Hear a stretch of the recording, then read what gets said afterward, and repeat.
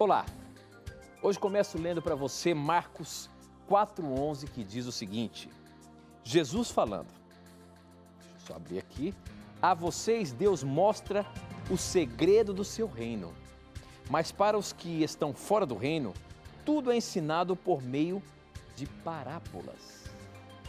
A gente sabe que Jesus, quando esteve aqui na terra, quando ele andou junto dos seres humanos, a Bíblia fala, os evangelhos apresentam várias parábolas que Jesus falava para aqueles que estavam ao seu redor.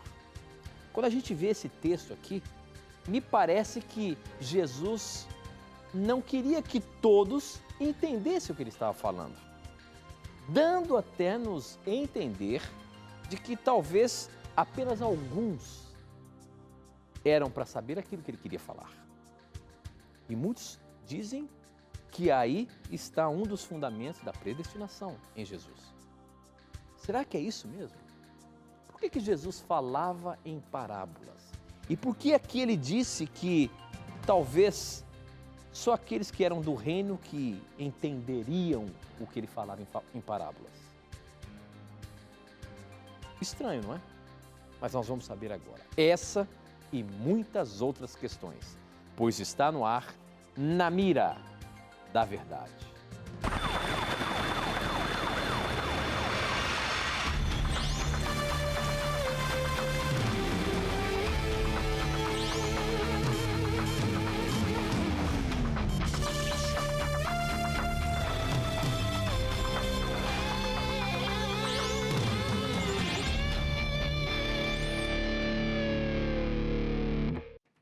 Olá, seja muito bem-vindo. Estamos aqui ao vivo pela TV Novo Tempo, começando mais um Na Mira da Verdade. E a partir de agora, já nos conectamos com o Brasil e o mundo através das ondas do rádio, da internet e da TV Novo Tempo espalhada pelo nosso país. Onde quer que você esteja, estamos começando, já estamos entrando aí na sua casa, com licença, dá um lugarzinho. Vamos juntos estudar a Palavra de Deus. E é muito bom ter você aqui fazendo esse programa acontecer.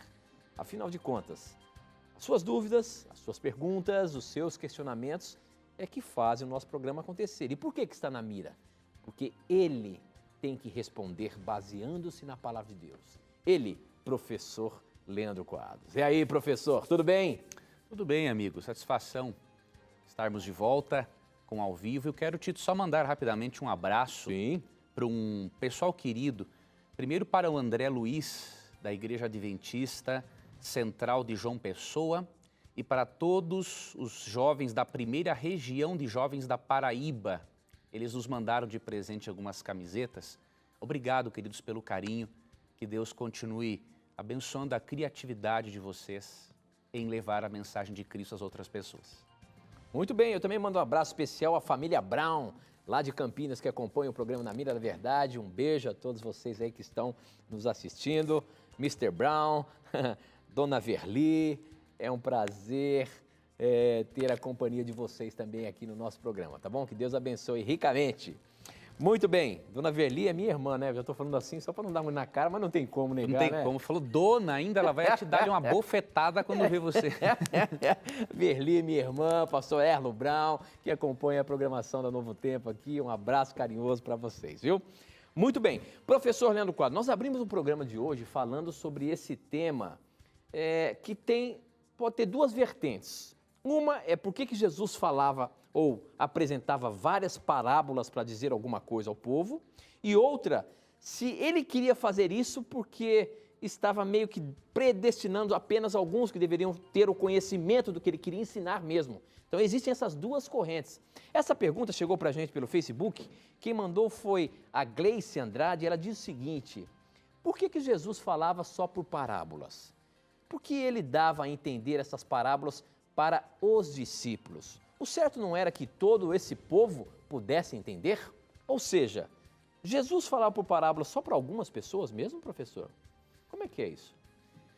É curiosa essa pergunta e também importantíssima, porque infelizmente muitos irmãos calvinistas acabam utilizando Marcos 4,11 para apoiar a chamada dupla predestinação, ou seja, Cristo falou por parábolas para que uma minoria conhecesse a mensagem de salvação, porque Deus automaticamente já queria excluir outros da salvação. Esse é o típico texto que precisamos analisá-lo contextualmente e também com alguns textos paralelos para o interpretarmos devidamente. Esse é o propósito do nosso programa. Apesar de sermos grandes pecadores, Deus nos deu a oportunidade de estarmos aqui para ajudar você a conhecer uma metodologia mais correta para o estudo da Bíblia, a fim de que, ao ler esse tipo de verso de uma maneira isolada, você não acabe tirando conclusões, né, errôneas. Por exemplo, no verso 11 é dito: a vocês foi dado o mistério do reino de Deus, mas os que estão fora, tudo é dito por parábolas, a fim de que, ainda que vejam, não percebam, ainda que ouçam, não entendam, de modo poderiam converter-se e ser perdoados. Agora, por que para outros que recebiam estas parábolas não era entendível a mensagem? Será que era proposital Cristo fazer isso para excluí-los da salvação? Não é assim. Temos primeiramente que lembrar que aqui Marcos está citando um texto de Isaías capítulo 6, versos 9 e 10. E Mateus, em Mateus 13, verso 15, também cita este texto de Isaías 6, 9 e 10. Então nós vamos ler, óbvio, deveríamos ler os dois versos, mas por causa do tempo vamos ler um, e aí você, com esse texto paralelo, você vai entender o que Cristo quis dizer quando afirma que ele falava por parábolas para que outros não entendessem a mensagem de salvação. Então, Mateus 13, 15, que é o texto paralelo, que também está citando Isaías 6, versos 9 e 10, esclarece o seguinte: pois o coração deste povo se tornou insensível, de má vontade, ouviram com os seus ouvidos e fecharam os seus olhos. Se assim não fosse, poderiam ver com os olhos, ouvir com os ouvidos, entender com o coração e converter-se, e eu os curaria. Juntando Marcos 4, 11 e 12 com Mateus 13, 15, que cita também Isaías 6, 9 e 10, percebemos que o problema não está no recurso didático de Cristo e nem mesmo na intenção dele em usá-lo. Cristo usava as parábolas, que eram narrações fictícias, que tinham a ver com o dia a dia das pessoas, exatamente por ser o melhor método didático para inculcar, cravar as verdades na mente da pessoa. Agora, por que ele contava parábolas para alguns não serem salvos? O problema não era a parábola e nem era a intenção dele que as pessoas não fossem salvas. Como o coração das pessoas já estava insensível, de acordo com Mateus 13, 15, como essas pessoas já tinham fechado os olhos para a verdade, é óbvio que a parábola, ao invés de ajudar, atrapalhava mais ainda. Não que Cristo contava as coisas de forma misteriosa para que apenas alguns entendessem e fossem salvos. Não. O recurso didático beneficiava a todos. Era para beneficiar a todos. Não beneficiava a todos porque outros já tinham se tornado insensíveis, de acordo com Mateus 13, 15, já tinham fechado os ouvidos, não é? E os olhos para o entendimento. Então, por isso que é importante analisarmos esse texto paralelo. E um outro detalhe importante, mesmo que a pessoa estivesse endurecida e a princípio não entendesse a parábola, se olharmos no próprio contexto de Marcos, no capítulo 4, nos versos 33 e 40, percebemos o seguinte, que se a pessoa tivesse a disposição de saber a explicação do que Cristo havia dito, caso ela não tivesse entendido, Cristo explicaria para ela. Então vou ler para você aqui o que está em Marcos 4, 33 e 34. Com muitas parábolas semelhantes, Jesus lhes anunciava a palavra, tanto quanto podiam receber. Veja, ele respeitava a capacidade, os limites da pessoa, os limites de aprendizagem, né? Não lhes dizia nada sem usar alguma parábola. Quando, porém, estava a sós com seus discípulos, explicava-lhes tudo. Então, se a pessoa quisesse, de forma particular, entender algo a mais que não havia entendido, Cristo fazia questão de explicar. Então, definitivamente, não tem como utilizar um texto desses para apoiar a dupla predestinação. O objetivo de Cristo era, por meio das parábolas, usar este recurso didático para alcançar as pessoas. Quando não alcançava, o problema não era a parábola, era o coração da pessoa que já estava endurecido, de acordo com o texto paralelo de Mateus 13, verso 15. Ok, professor, muito bem, o programa está apenas começando, você tem várias formas de participar. Para você mandar a sua pergunta para a gente, você que está aí chegando agora, sintonizando a Novo Tempo, de repente é a primeira vez que você está nos assistindo aqui, este é um programa diferente. Na Mira da Verdade, por quê? Porque se você tem alguma dúvida aí, se você tem alguma pergunta, algum questionamento na sua mente, e você quiser mandar para a gente, ela será respondida ao vivo aqui, ó, baseando-se na Palavra de Deus. Não é a opinião desse canal, TV Novo Tempo, não é a opinião da igreja que mantém esse canal, a Igreja Adventista do Sétimo Dia, não é a opinião do professor Leandro Quadros, mas o que a Bíblia tem para nos mostrar. Então não tenha preconceitos, pergunte o que você quiser. E você tem várias formas de participar. Você vai ver aí no seu televisor agora, você pode mandar a sua pergunta por SMS. O número é 12 98151 0101. Anote aí, 12 98151 0101, você manda, eu recebo aqui na hora. Pelas redes sociais, Facebook, namiradaverdade.nt, Twitter, @namiradaverdade, e você tem ainda o nosso blog, novotempo.com/namiradaverdade. Você pode entrar lá no nosso blog que você vai ter a chance de mandar a sua pergunta e a gente responder aqui na hora. Então participe, tem várias formas. Mande a sua pergunta para a gente e vamos colocá-la na mira, como essa que chegou aqui no SMS. Quem mandou foi a Alessandra Santos, ela é de Alagoas e ela pergunta o seguinte, professor. Afinal de contas, quem conseguiu entrar em Canaã? Amo o programa, que Deus os aumente a sabedoria. Tito e Leandro. Obrigado, Alessandra, você que mandou a sua pergunta para a gente. A gente sabe que o povo de Deus ficou por 40 anos ali no deserto.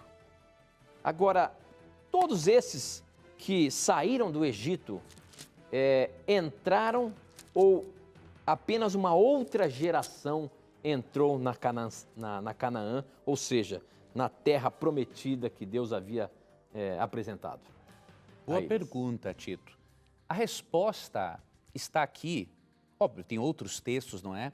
Mas você pode ler Números 13, né, 14, que você vai ter aqui a resposta a essa questão. Eu vou ler apenas aqui o verso 26 em diante do capítulo 14, tá? Que diz assim: o Senhor falou a Moisés e a Arão dizendo: até quando me importunará esta comunidade malvada que não cessa de protestar contra mim? Ouvi muito bem os protestos que os filhos de Israel não cessam de proferir contra mim. Dize-lhes, pois, certo como eu vivo, oráculo do Senhor, juro que vos tratarei de acordo com o que vos ouvi dizer. É neste deserto que tombarão vossos cadáveres, vós todos que fostes recenseados a partir da idade de 20 anos, todos vós que protestastes contra mim. Eu juro, não entrareis na terra em que fiz juramento de vos estabelecer, a não ser Calebe, Josué, filho de Num. Quanto a vossos filhos, dos quais dissestes que seriam capturados, eu os guiarei para lá. Conhecerão a terra que vós não quisestes. Quanto a vós, os vossos cadáveres tombarão neste deserto. Então, da primeira geração de israelitas, somente Calebe e Josué entraram. O restante foram os filhos, a outra geração daquele povo rebelde. Se você ler aqui no capítulo 14, eles eram tão rebeldes que eles quiseram até apedrejar Moisés e Arão por duvidarem que Deus estava guiando-os. Então foi um povo muito mau Então toda a primeira geração ficou fora, com exceção de Caleb e Josué, a segunda geração em diante entrou na terra prometida. Quer dizer que só uma outra geração de tão ímpios que era, professor. Exato. Mas era o povo de Deus, né? Acontece que eles estavam completamente fora da vida cristã, não é isso? Da vida do temor a Deus. Estavam, tiveram tantas oportunidades, tantos sinais, né? Então, quando eles chegaram no limite de blasfemar de Deus diretamente, diziam que o alimento que Deus mandava para eles do céu era coisa ridícula, entendeu? Quiseram apedrejar Moisés, então Deus puniu eles mesmo e eles disseram assim, nós vamos morrer nesse deserto. Deus falou, não, já que vocês pensam assim, os filhos de vocês vão ver, agora vocês não vão ver. Agora, não dá para a gente saber se porventura esse povo não foi fadado à perdição, não, né, professor? Não, no processo, com certeza, o Espírito Santo tocando o coração deles, e eles muitos se arrependeram, né? Agora, mesmo que se arrependa e Deus perdoe e a salvação eterna esteja garantida, Deus não priva o pecador das consequências, né? Então, por isso, por exemplo... Assim como Moisés também não entrou, né? Exatamente. Exatamente isso. Ok, muito bem. Bom, participe aí. Bom, no último programa, ao vivo, nós deixamos uma pergunta aqui em aberto. Quem mandou essa pergunta foi a Mônica, ela é da Assembleia de Deus, ela mandou pelo Facebook, e a pergunta dela estava baseada em Deuteronômio 22:5, falando sobre as vestimentas de homem e mulher. Afinal de contas, hoje dizem que as mulheres vestem roupas de homem, o homem veste roupa de mulher. Afinal, professor, o que a gente pode dizer aí sobre Deuteronômio 22:5? Deixa eu ver se eu entro aqui na Bíblia para a gente ver o que o texto está falando para a gente, professor. Se você tiver aí, pode ler. Então eu vou ler, diz assim, a mulher não usará roupas de homem e o homem não usará roupas de mulher, pois o Senhor, o seu Deus, tem aversão por todo aquele que assim procede. Na linguagem de hoje está dito assim, as mulheres não podem usar roupa de homem, nem os homens usar roupa de mulher. O Senhor, nosso Deus, detesta as pessoas que fazem isso. Então aqui realmente mostra a aversão de Deus para uma prática. Agora, muitos cristãos acabam pensando o seguinte, bom, esse texto então está ensinando que a mulher não pode usar uma calça comprida porque é roupa de homem. Só que essa interpretação é absurda, porque quando Moisés escreveu isso, há mais de 3.500 anos, não existiam calças, nem os homens usavam calças. Então, obviamente, o texto não está falando disso.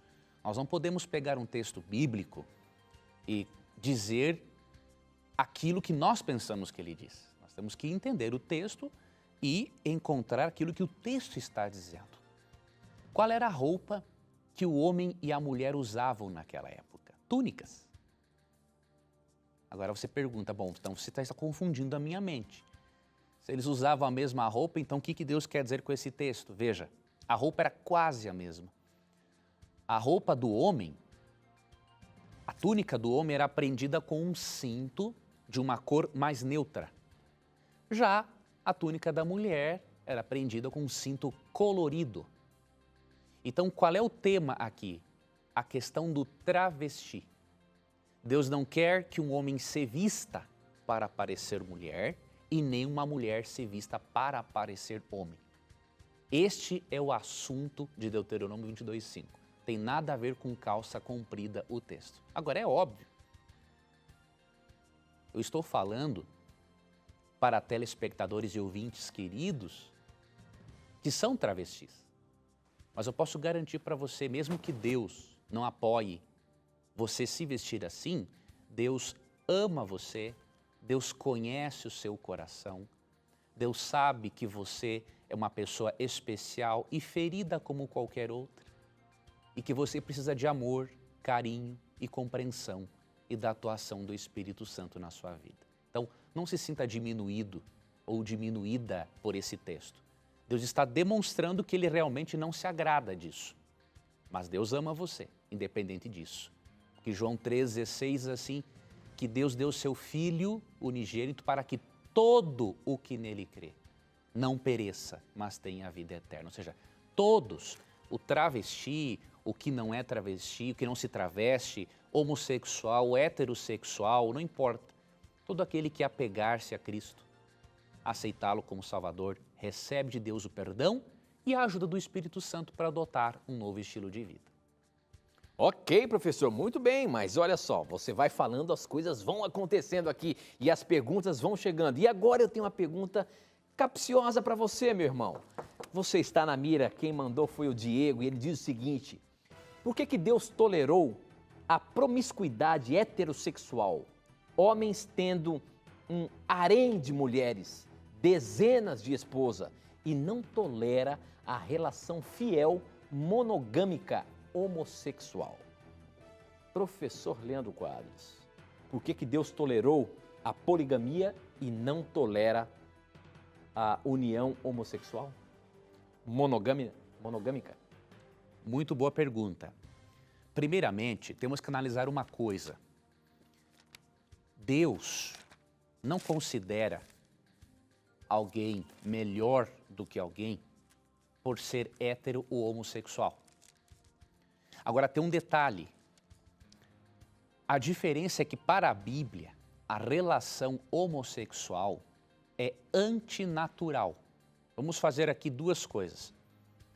A poligamia é pecaminosa, mas ela não está, diríamos assim, na mesma categoria da homossexualidade, porque Deus criou o pênis do homem para ter relação com a vagina de uma mulher. Certo? Então a poligamia é pecaminosa? Óbvio que é. Mas não é algo antinatural, porque envolve o quê? Uma relação com pênis e vagina. Já a homossexualidade é vista na Bíblia como antinatural, contrária à natureza. Certo? A poligamia é pecado? Óbvio que é. A homossexualidade também é. Agora, uma coisa é considerada antinatural, porque não envolve uma relação pênis e vagina. Tá, ok? Então vamos ler o texto bíblico que fala disso, que é Romanos capítulo 1. E depois tem uma outra lição espiritual que nós podemos aprender com essa pergunta que foi importante. Romanos 1, versículo 26 e 27, diz assim, sobre a homossexualidade. Por causa disso, Deus os entregou a paixões vergonhosas. Até suas mulheres trocaram suas relações sexuais naturais por outras, contrárias à natureza. Então, a Bíblia que está dizendo isso. Da mesma forma, os homens também abandonaram as relações naturais com as mulheres e se inflamaram de paixão uns pelos outros. Começaram a cometer atos indecentes, homens com homens, e receberam em si mesmos o castigo merecido pela sua perversão. Então, biblicamente, é antinatural. E devemos considerar uma outra coisa.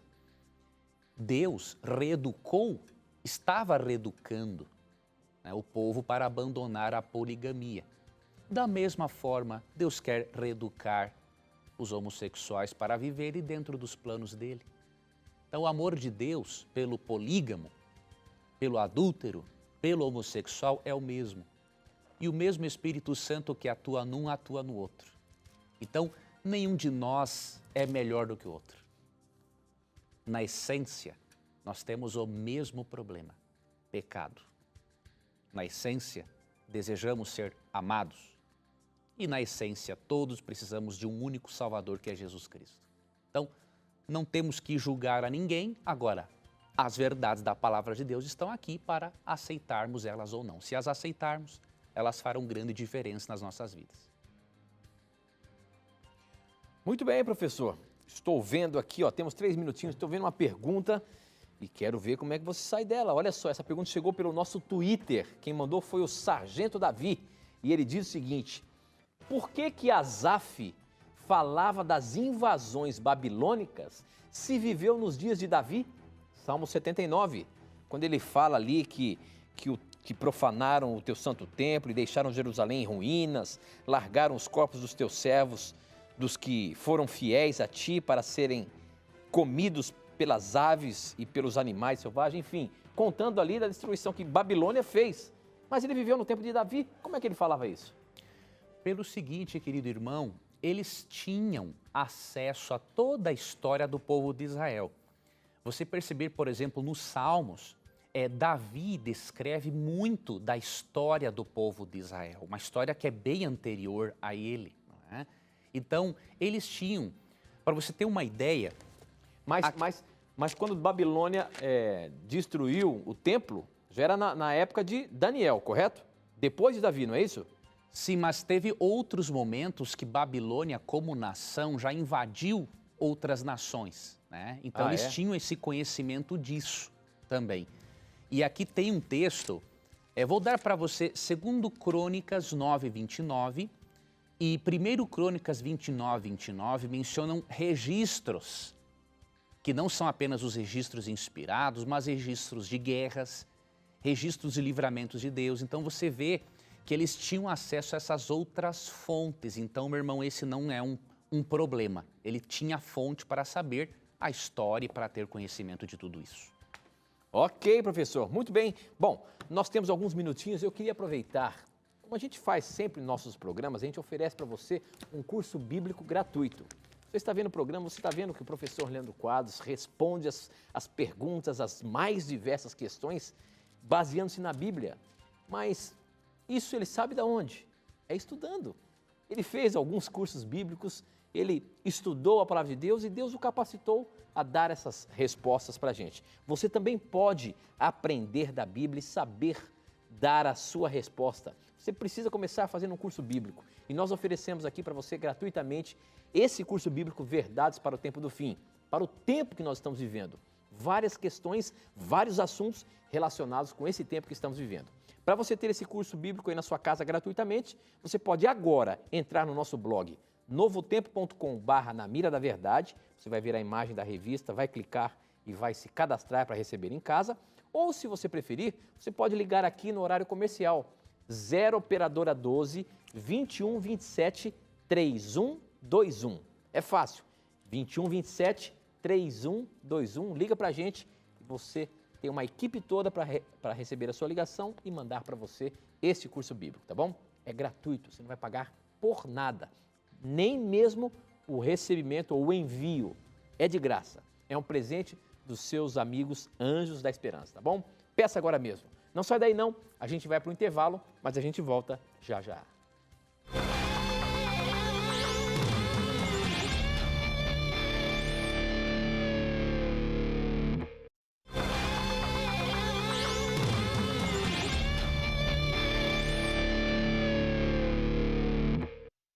Já estamos de volta, são 9 horas e 33 minutos, estamos ao vivo aqui pela TV no Tempo. É um prazer muito grande ter a sua companhia. Se você está sintonizando a TV Novo Tempo, você pode mandar suas perguntas e dizer por onde você está assistindo, seja por uma parabólica, seja por canal aberto, seja pela rádio, seja pelas TVs por assinatura. E olha, logo, logo teremos novidades para você. Então aguarde aí.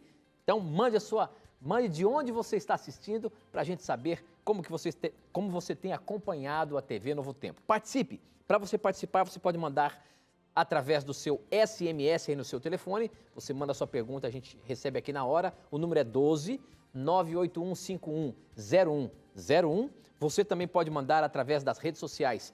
Facebook, namiradaverdade.nt, Twitter, @namiradaverdade e ainda no nosso blog aqui da Novo Tempo, novotempo.com/Na Mira da Verdade. Você vai ver que está dizendo que o programa está no ar, você manda a sua pergunta, também recebo aqui.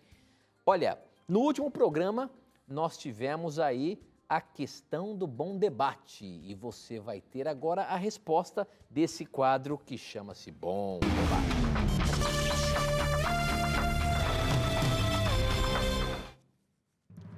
Bom, no nosso último programa em que lançamos o Bom Debate, a pergunta foi a seguinte, ó. Se Pedro é a pedra ou fundamento do cristianismo, por que ele mesmo não assumiu essa posição em 1 Pedro 2, 5-8? Na verdade, nós lançamos esta pergunta para levar nossos queridos irmãos católicos a refletirem, né, na crença de que realmente Pedro não é o fundamento da igreja. O próprio Pedro, em 1 Pedro 2, 5-8, ao citar Isaías 28:16, ele diz que Cristo é a pedra angular. Eu gostei obviamente, das respostas que me foram enviadas e eu gostei especialmente de duas. Primeiro, a resposta do nosso irmão Renato Oliveira Silva, da Igreja Assembleia de Deus em Missões. Ele deu aqui uma explicação muito boa, né? E eu vou destacar um parágrafo apenas do e-mail dele, que foi assim, ó. Pedro não assumiu a posição de fundamento da igreja, porque a pedra na qual o fundamento é firme e sólido, e na qual jamais as portas do inferno prevaleceriam sobre ela, é Jesus.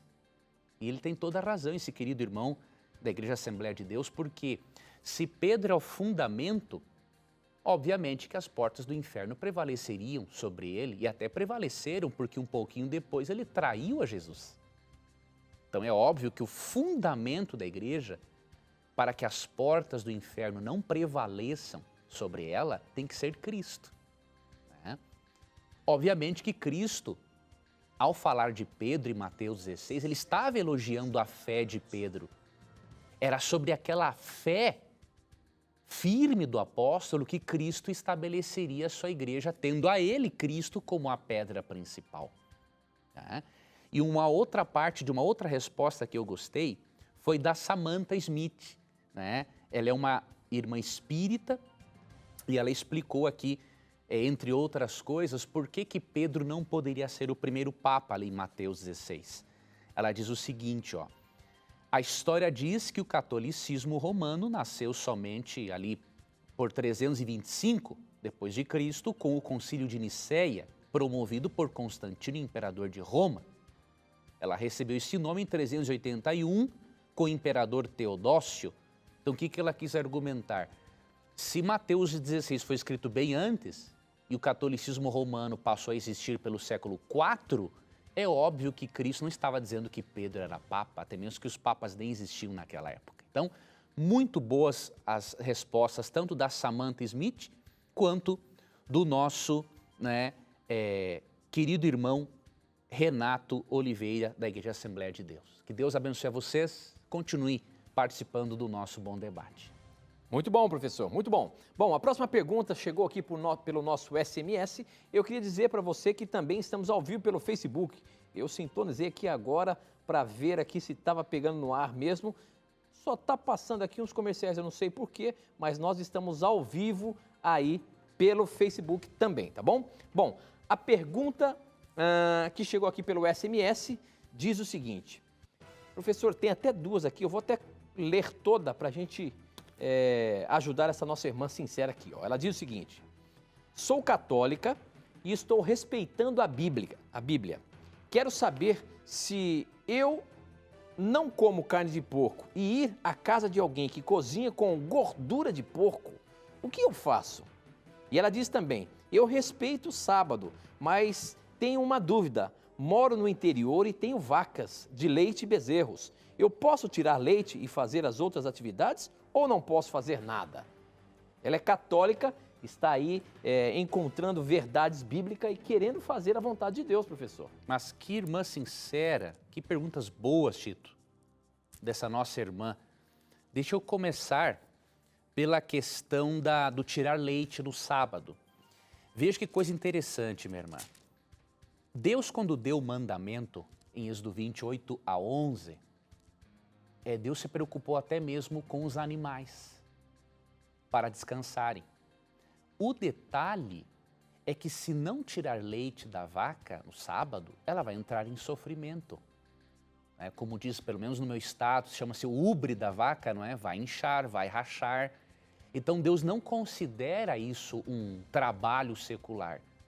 Na verdade, você está cuidando do animal, ok? Então aqui em Mateus, capítulo 12, Cristo argumentou algo muito interessante com os fariseus, ó. Mateus capítulo 12, deixa eu ver aqui, qual é o verso? Aqui, ó, verso 11, ó. Qual de vocês, se tiver uma ovelha e ela cair num buraco no sábado, não irá pegá-la e tirá-la de lá? Quanto mais vale o homem que uma ovelha?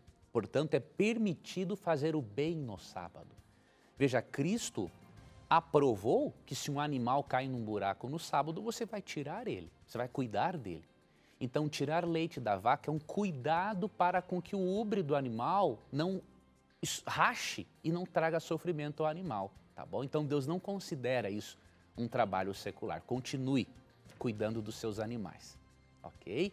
E em relação a outra pergunta, com muito carinho você deve realmente dizer para a pessoa, olha, eu estou seguindo a Bíblia, não estou utilizando nenhum produto que envolva nenhum produto suíno, então, por favor, olha, se tiver aí um ovo frito no azeite para mim, um ovo cozido, já está ótimo para mim. Então, com delicadeza, com educação, né, você vai mostrando para a pessoa que você está vivendo dentro dos planos de Deus e com carinho, além de você ter bênçãos na sua saúde, não é, em obedecer aos princípios de saúde de Deus, você vai estar, através do seu carinho, do seu respeito, mostrando à pessoa, né, que Jesus Cristo está fazendo a diferença na sua vida por meio da sua palavra e isso vai influenciar para o bem esta pessoa também. Muito bem, professor. Muito bem. Agora uma pergunta pelo nosso Twitter. Quem mandou foi o Wagner e ele diz o seguinte: onde está a Arca da Aliança que o povo de Israel usava? Está no céu? Foi destruída ou está escondida? A Arca da Aliança teve algum fim, professor? Existe só uma tradição, né, judaica de que Jeremias possivelmente tivesse escondido a arca, mas nós não temos uma resposta para essa pergunta. A única resposta é de Deuteronômio 29, 29, né? Diz ali, as coisas encobertas pertencem ao Senhor. Agora, quando João, o apóstolo João, teve a visão do Apocalipse, em Apocalipse 11, 19, João viu a arca da aliança celestial no santuário celestial. Esse é um texto importante, meu irmão evangélico, meu irmão católico. Por quê? Deixa eu analisar uma coisa com você. Se em Apocalipse 11, 19, João viu a arca da aliança, e se de acordo com Êxodo 25, 8 e 9, o santuário terrestre era uma cópia do original celestial, o que isso nos ensina?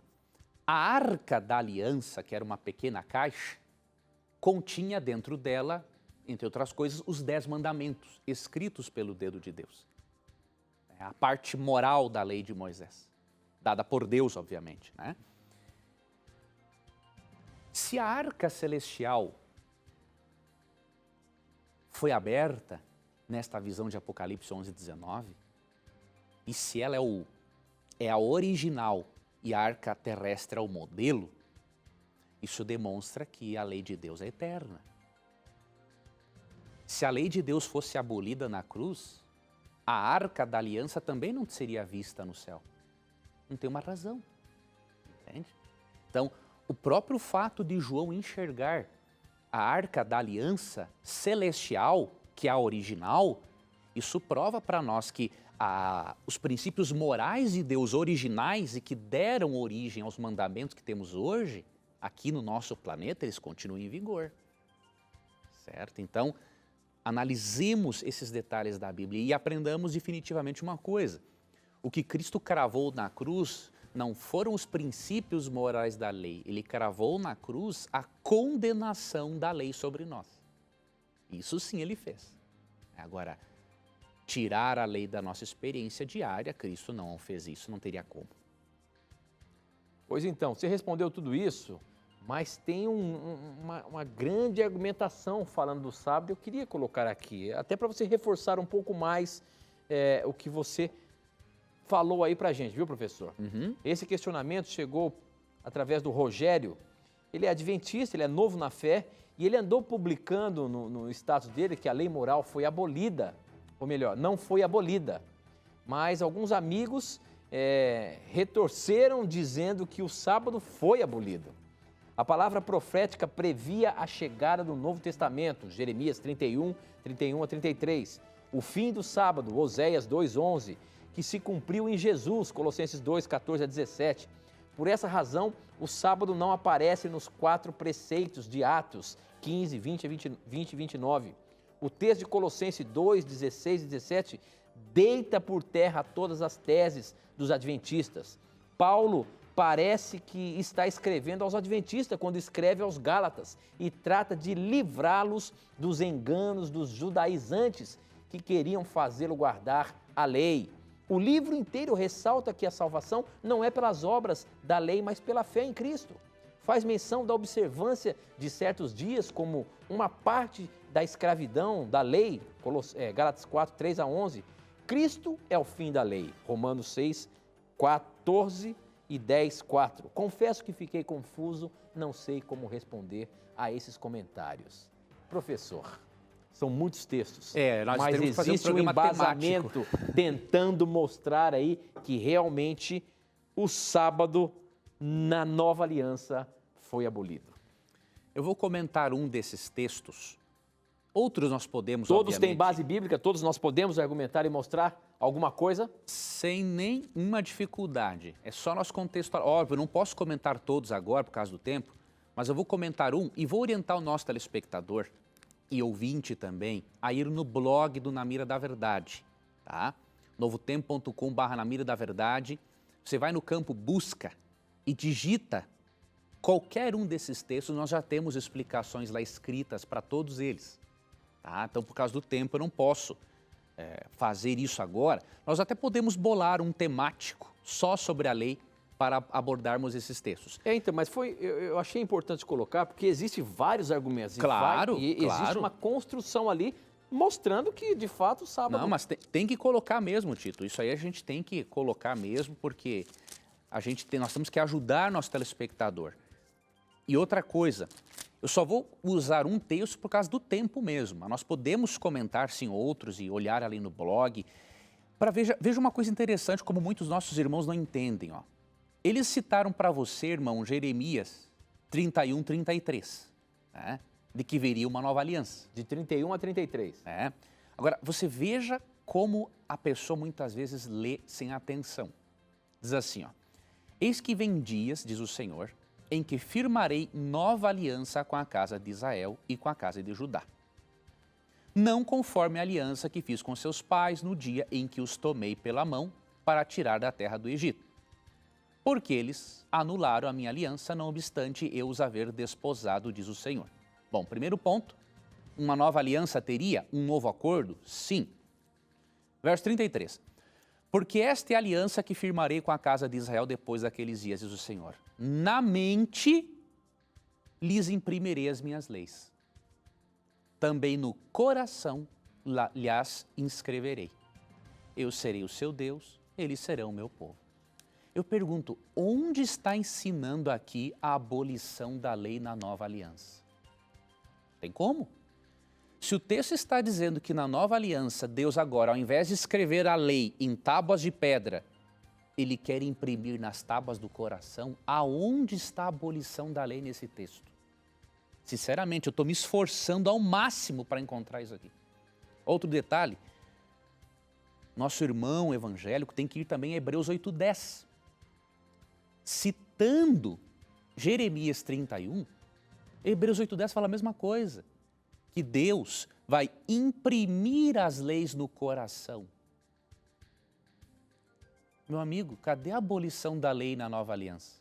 Nada a ver. Então as pessoas muitas vezes tiram conclusões por não fazerem uma leitura correta do texto. Se lermos o texto corretamente e deixar que ele diga o que ele quer dizer, perceberemos o seguinte, a diferença é que na nova aliança, Deus quer imprimir a lei no seu coração para que ela faça parte do estilo de vida. Ela nunca foi um meio de salvação e nunca vai ser. Ela vai ser o resultado de um coração transformado pela graça. Então, leia para os seus amigos Jeremias 31, 31 a 33 com Hebreus 8:10 e peça ao Espírito que tire a venda dos olhos deles para eles perceberem que o texto, na verdade, está falando do contrário. Está mostrando a disposição de Deus em implantar seus princípios na nossa vida. Muito bem. Próxima pergunta, o Wagner, essa também veio pelo Facebook. Ele pergunta o seguinte, não, só um pouquinho, deixa eu ver, antes dessa aqui do Wagner, deixa eu colocar uma aqui do nosso blog, que estava na agulha aqui.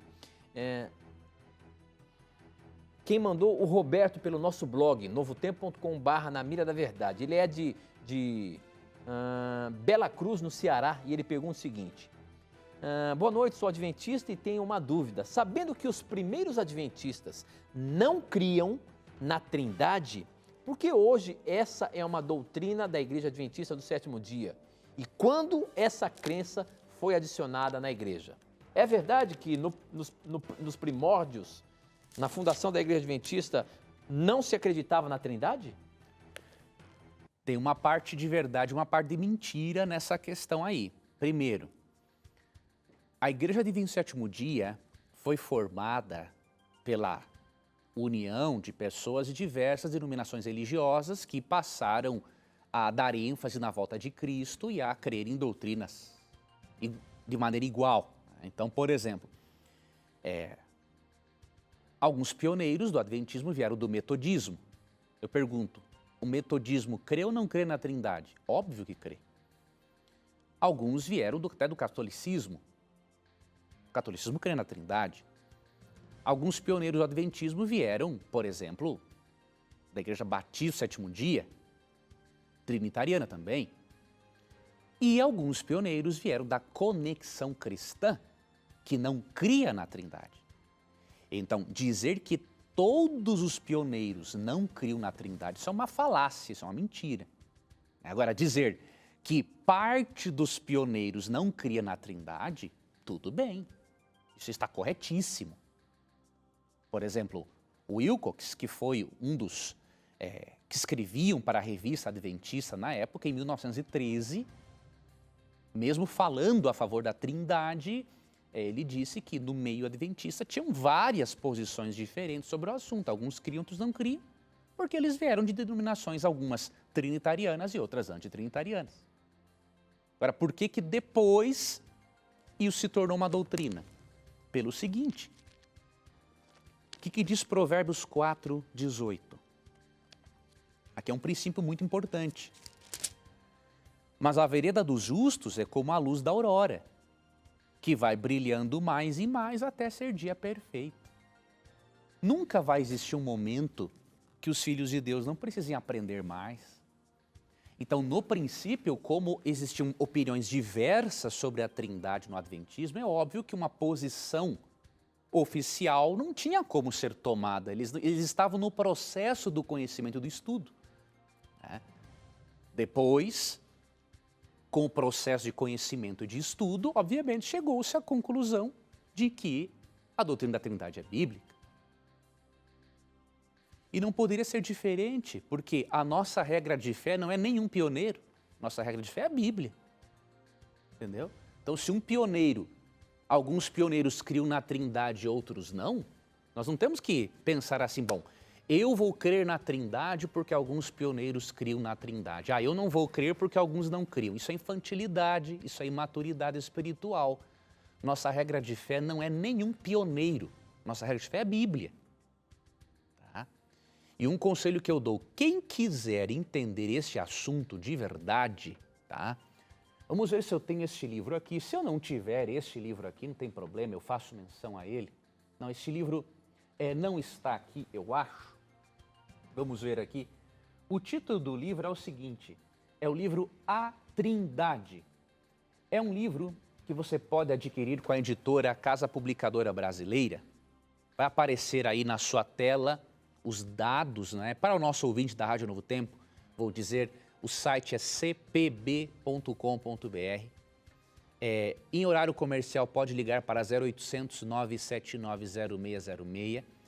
Neste livro, você vai saber o desenvolvimento da doutrina tanto na história do cristianismo quanto na história da Igreja Adventista. E nesse livro você vai conseguir, inclusive, obter textos bíblicos para refutar os textos mal compreendidos por vários antitrinitarianos, inclusive nossos queridos telespectadores, testemunhas de Jeová, que acabam não compreendendo certos textos. Então, resumidamente é isso.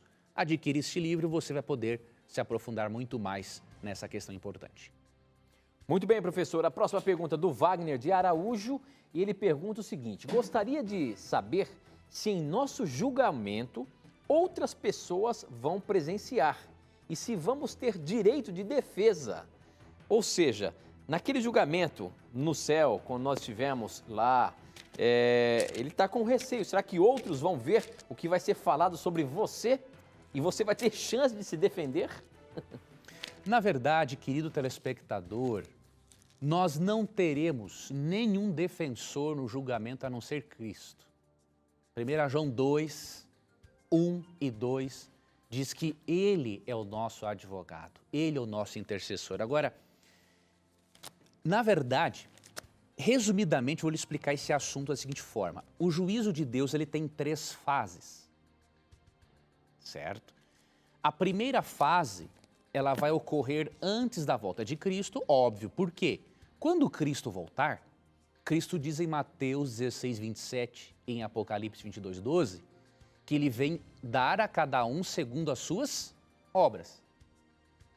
E em João 5, 28, diz que Ele vem para também dar a ressurreição da vida para alguns. Então, o que isso significa? Se Ele vem dar a cada um segundo as suas obras e ressuscitar alguns para a vida eterna, isso prova que antes dele vir, os casos foram decididos. Essa primeira fase do juízo ocorre, obviamente, no céu e nenhum ser humano estará presente em pessoa. Somente os anjos, avaliando a vida dos seres humanos, né, com base nos registros celestiais. Isso está em Daniel 7, 9 e 10, que diz: enquanto eu olhava, tronos foram colocados e um ancião se assentou. Sua veste era branca como a neve, o cabelo era branco como a lã, seu trono era envolto em fogo e as rodas do trono estavam em chamas. De diante dele saía um rio de fogo, milhares de milhares o serviam, milhões de milhões estavam diante dele. O tribunal iniciou o julgamento e os livros foram abertos. Veja, quem está aqui nesse juízo? Deus e os anjos, com os registros celestiais. Na segunda fase do juízo, que ocorrerá quando os justos estiverem no céu, de acordo com Apocalipse 20, Paulo explica em 1 Coríntios 6, 2 e 3, que os justos terão acesso aos registros da vida dos ímpios. E depois do milênio, a terceira fase do juízo é o castigo e a destruição definitiva dos ímpios. Então, resumidamente é isso. O juízo tem essas 3 fases e a primeira fase, obviamente, só os anjos terão acesso a essas informações nessa primeira fase. Muito bem, professor. Nós precisamos encerrar o nosso programa, mas eu vou deixar uma pergunta aqui para a semana que vem. Olha só, a Bíblia diz que quando há mudança de sacerdócio, também há mudança de lei. Portanto, Cristo aboliu o velho sacerdócio e a velha lei e nos fez um novo sacerdócio e nos deu uma nova lei. Hebreus 7,12. Nós vamos colocar essa pergunta para abrir o programa de quarta-feira. Afinal de contas, quando Jesus, que é um novo sacerdote, veio a esse mundo, ele aboliu tudo. Você vai responder a semana que vem. A gente se encontra quarta-feira, professor. Tudo bem. Deus te abençoe, Tito. Deus te abençoe, amigo ouvinte da Rádio Novo Tempo, que acompanha simultaneamente com a TV.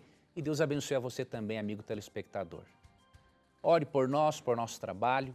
E lembre-se que sempre que você tiver a coragem de perguntar, a Bíblia vai ter a coragem de lhe responder. E aqui você já sabe, suas dúvidas, os seus questionamentos sempre estão na mira da verdade. Até o nosso próximo encontro. Tchau!